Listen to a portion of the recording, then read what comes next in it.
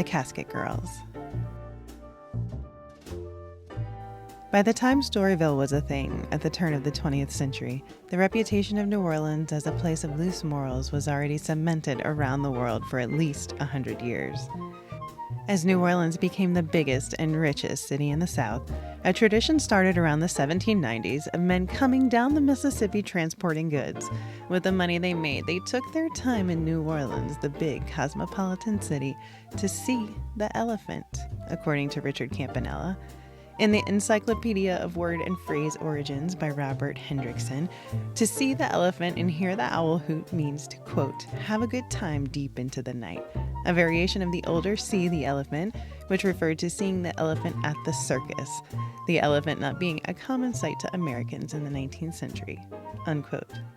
But even before that, one of the most embellished and repeated stories of early New Orleans is the Casket Girls, who are often sex workers in the legend. They came to New Orleans to be freed from prison for their disorderly conduct, and many trace the debaucherous reputation of New Orleans to this fact.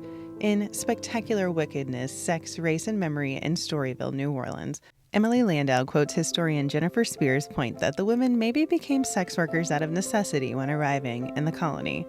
Landau also uses the commonly cited 1728 date of arrival of the Casket Girls. Quote, Spear writes that there was only one shipment of Casket Girls in 1728, but others have written that renewed supplies of the filles à la cassette arrived at intervals until the mid-century. Surely this latter view, if not strictly true, has maintained its salience in part as a result of the lore that all native white New Orleanians trace their lineage back to the filles à la cassette, and none to the prostitutes and convicts, and certainly not to the Indians or to the African slaves who were imported to the colony beginning in the early 1700s as well, unquote. Some will even claim that these women were vampires or smuggled vampires to Louisiana in their wooden chests. So they forgot to send women to the colony, but they managed to get enslaved Africans in the colony by 1719.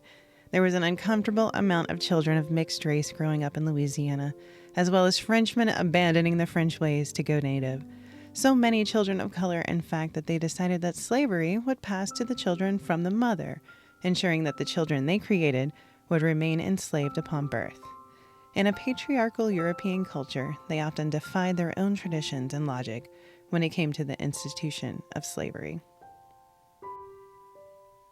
The Casket Girls are filles à la cassette who arrived in January of 1721 on the ship La Baleine, are said to have come to the colony voluntarily, also called Bienville's Brides, or the Pelican Girls, and sometimes the Filles du Roi, or the King's Girls. They were typically orphans or women of good families, and were intended to help populate the colony by providing brides for the colonists. The caskets they carried were small wooden chests with their belongings that they called cassettes. They became caskets in English. The entry on 64 parishes explains, quote, as early as the first decade of the 18th century, French administrators and colonists understood that the presence of families would be needed for Louisiana to flourish. The filles à la cassette were therefore carefully selected for their reputations, age, and values so that they could contribute positively to the quality of the community, unquote. They became sex workers in the legend because they are often confused for the women who came to New Orleans on La Mutine 1 year earlier in February 1720, and on Les Deux Frères in 1719, who are often called correction girls. These women were prisoners banished to Louisiana forever. They included a woman accused of murdering 15 people. Amazingly, historian Joan DeJean found the entire police file for her case. Virginia Gould began the research that shows us that the women of La Mutine were much more than the tarnished reputations we remember. However, she reports the common myth about these women, that they were indeed women of ill repute, including the woman accused of murdering 15 people. Some estimates say that 7,000 women were sent to the colony, but only 1,300 made it. By 1728, only 178 were still living, according to Buying a Bride by Marcia Zug. Joan DeJean goes deeper. Dr. DeJean explains that the women of La Mutine were prisoners who were accused of sex work and other crimes. She shows us that their status as loose women was likely accusations, not based in reality. One example in both Gould and DeJean's research is Manon Fontaine, who came to New Orleans at 38 years old. She was in prison for life in France for returning to Paris after she was banished. She was the woman accused of 15 murders.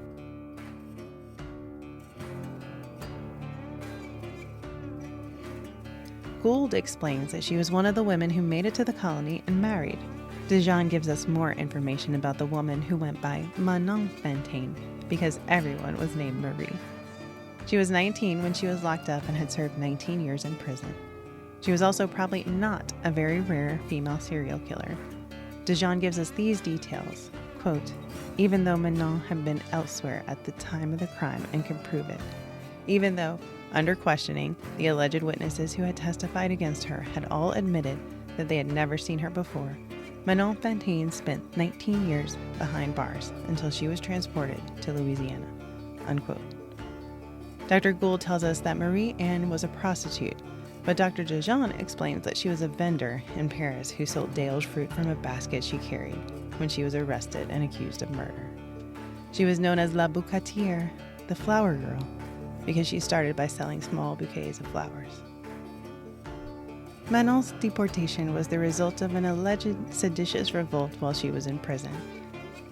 She was one of 3 women accused of leading a violent revolt by the prison guard, a woman with 50 years of rule over the imprisoned women.